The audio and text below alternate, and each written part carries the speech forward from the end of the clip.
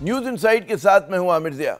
دارالحکومت اسلام آباد میں بظاہر سب کچھ اچھا ہے، لیکن گہری نظر رکھنے والوں کے بقول مجموعی سیاسی ماحول بڑھتی بے چینی اور غیر یقینی صورتحال کی گرفت میں ہے۔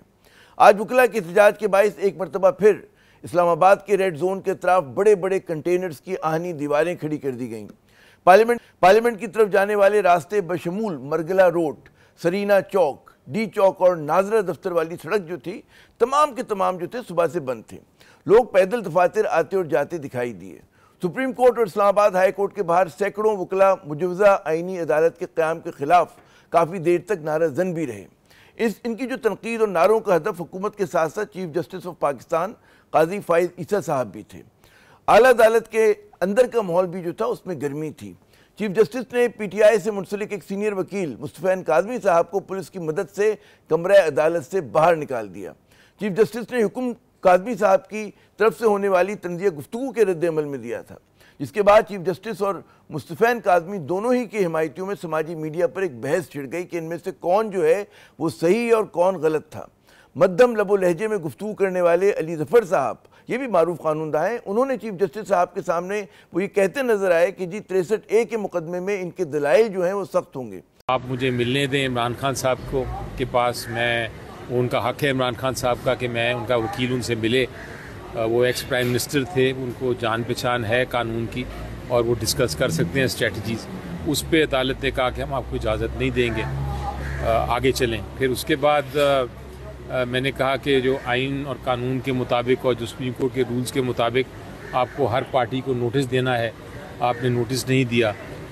اس کے اوپر بھی عدالت نے کہا کہ ہمیں نوٹس کرنے کی ضرورت نہیں، تو وہ بھی درخواست مسترد کر دی گئی۔ پاکستان کی اعلیٰ عدلیہ اور وکلاء مجوزہ آئینی عدالت کے قیام کے منصوبے کی وجہ سے منقسم ہیں۔ بقول معروف وکیل فیصل صدیقی صاحب کے کہ یہ عدلیہ میں خانہ جنگی ہے اور معزز ججوں کے درمیان علامتی اتفاق رائے بھی جو ہے ختم ہو چکا ہے۔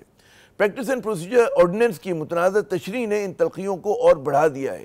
قانونی ماہرین آرٹیکل 63A نظر ثانی کیس میں یکلخت ہونے والی پیش رفت کو بھی متنازع آئینی ترامیم سے ہی جوڑ رہے ہیں۔ ان کا کہنا ہے کہ جی پاکستانی پارلیمان میں ایک مرتبہ پھر منڈی لگانے اور اراکین کی خرید و فروخت کا راستہ جو ہے کھولنے کی تیاریاں ہو رہی ہیں۔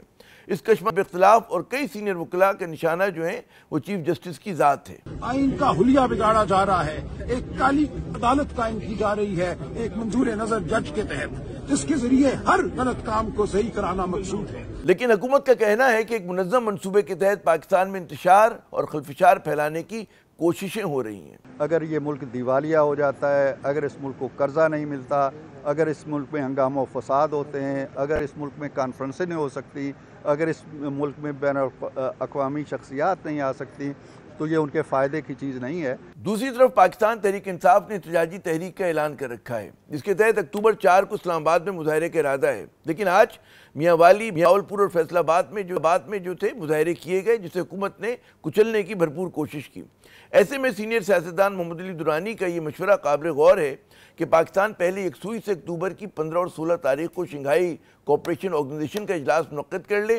اس کے بعد حکومت آئینی ترامیم کا معاملہ اٹھائے تاکہ یہ جو جتنا ہم دھما چوکڑی دیکھ رہے ہیں وہ ختم ہو۔ لیکن حکومت کو آئینی پیکج جو ہے منظور کرانے کی جلدی ہے، جس کے لیے وہ عدالتی اور سیاسی دونوں محاذوں پر سرگرم عمل ہے۔ اپنی پہلی کوشش میں ناکامی کے بعد نون لیگ کی جگہ پاکستان پیپلز پارٹی نے اس متنازع پیکج کو منظور کروانے کی کوششوں میں جو ہے ہمیں نظر آتی پیش ہے، جس میں بلاول بھٹو زرداری صاحب سب سے آگے ہیں۔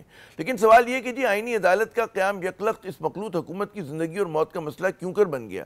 کیا یہ خدشات درست ہیں کہ آئینی عدالت کے قیام کے نام پر اعلیٰ عدلیہ کی آزادی، خود مختاری اور غیر جانبداری پر حملہ کیا جا رہا ہے؟ ایسی کیا ضرورت اور مجبوری ہے کہ حکومت بڑھتی مخالفت کے باوجود ان ترامیم کو منظور کروانا چاہتی اور وہ بھی